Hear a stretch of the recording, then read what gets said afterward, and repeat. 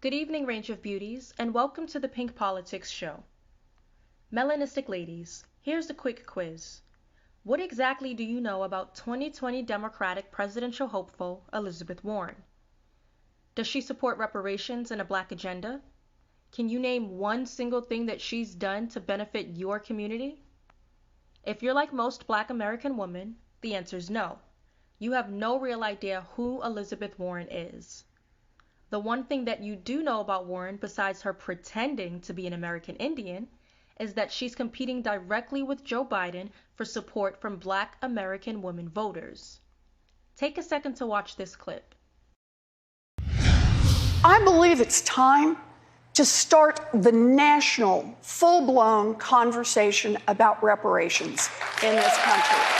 Time and time again, Senator Elizabeth Warren standing out as a crowd favorite at events hosted by black activists and leaders. But that warm reception has yet to fully translate to support for Warren among black voters across the country. A Quinnipiac poll this week showing Warren with 20% support among African Americans in the Democratic primary. Fantastic! It's a notable improvement from the 10% backing she had in August, but still far behind former Vice President Joe Biden, who enjoys 36% support from the critical voting group. In South Carolina, where Warren returned to campaign this week, that Biden-Warren gap even greater.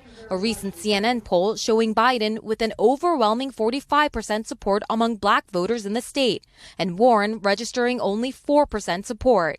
Warren spending time in Charleston on Wednesday, speaking to local residents and community leaders. I'm showing up because I think that's really important.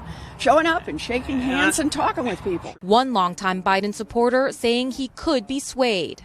I came here today, in the back of my mind, I was still a Biden Democrat. I probably will change my mind. And I was impressed by her today.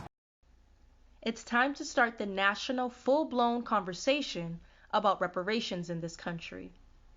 In other words, Elizabeth Warren is all talk and no action. She's more than willing to cancel student loan debt and offer free college to everyone in this country. But when asked about reparations, she wants to have a, quote, conversation. It's hard to imagine how a person or institution that owes a sum of money can tell the people to whom that money is owed that they want to have a conversation while at the same time promising everyone else free goods. What Warren said is no different from what most of the other 2020 Democratic candidates have said. If you listen to them talk about reparations, they have all expressed some level of support to studying reparations. But studying reparations or saying that it's time to start a conversation about reparations is drastically different from supporting reparations. And I wouldn't be surprised at all if that black South Carolina voter was paid for by the Democrats and/or CNN to express his viewpoints. Notice how he did not say why he was swayed by Warren. He never said that she was able to bring policy specifics or proposals to the table on issues like reparations and Supreme Court nomination. That's because Warren probably faltered when asked to discuss how her plans would benefit black American women in particular. All he said is that he was swayed by Warren. Now viewers, more than likely that interview was as fake as a $3 bill with an image of Kamala Harris and her trademark phony smile on it.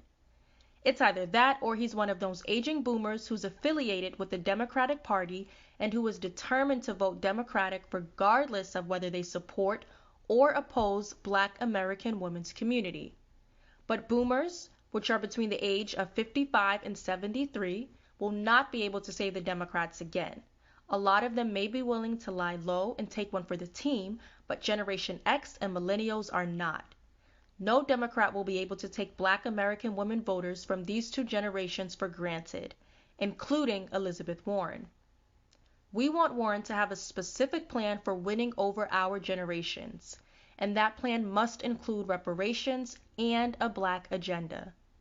So for all the strategic calculations, Hispanic pandering, and relentless talk about electability in Iowa and New Hampshire, the Democratic presidential nomination will be determined by two decidedly different groups, Generation X and millennial black American women voters. And Warren has to propose a reparations package and a black agenda if she really wants to win us over. Choosing former Tallahassee Mayor Andrew Gillum as a potential running mate will not cut it, nor will offering us jobs in healthcare. Now, of course, we want jobs, and obviously we all want healthcare, but those two things should be included in a reparations package. Warren has plenty of time to put together a reparations package and a black agenda. She has more than a year.